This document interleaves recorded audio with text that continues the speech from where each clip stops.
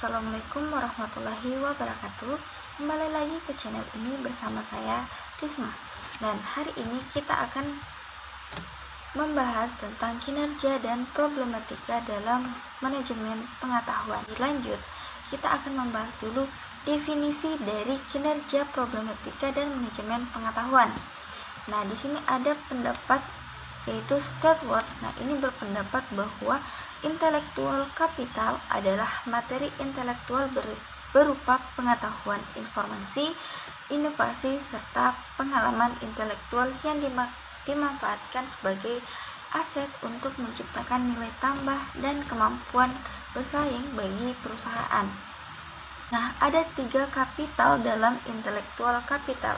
Yang pertama adalah human capital. Nah, ini menyangkut kompetensi, skill, brain power, kreativitas, leadership, serta manager skill dari perusahaan.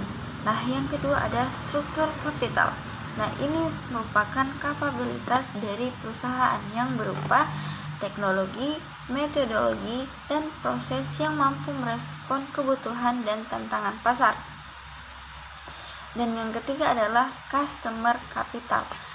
Nah, ini terdiri atas relasi, feedback, dan input terhadap produk atau layanan dari pelanggan. Nah, istilah customer ini diperluas sehingga mencakup pemasok, distributor, dan otoritas pemain lain yang berkontribusi terhadap value chain. Nah, ada metode yang paling sering digunakan, yaitu metode value added intellectual. Nah, ini dirancang untuk memberikan informasi tentang value baik dari aset yang berwujud maupun tidak berwujud yang dimiliki oleh perusahaan. Nah, metode ini cenderung mudah untuk dihitung ataupun diukur karena sumber informasinya biasanya dapat didapatkan melalui laporan keuangan perusahaan. Nah, metode pengukuran intelektual kapital ini dapat dimulai dari kemampuan perusahaan untuk memperoleh value atau FA. Nah, ini merupakan indikator yang objektif untuk melakukan penilaian terhadap keberhasilan bisnis suatu perusahaan. Dengan kata lain, seberapa besar risiko kemampuan perusahaan dalam menciptakan nilai bisnis. Nah, ada beberapa cara untuk menghitung bagaimana value added ini. Ini sangat sederhana ya teman-teman. Nah, ini dapat dihitung dengan menyisihkan antara output dengan input. Ini output dapat diukur dengan melihat pendapat perusahaan yang di dalamnya termasuk produk dan jasa ditransaksikan atau dijual di perusahaan.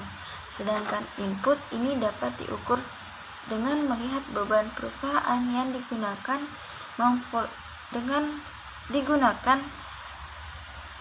untuk memperoleh revenue.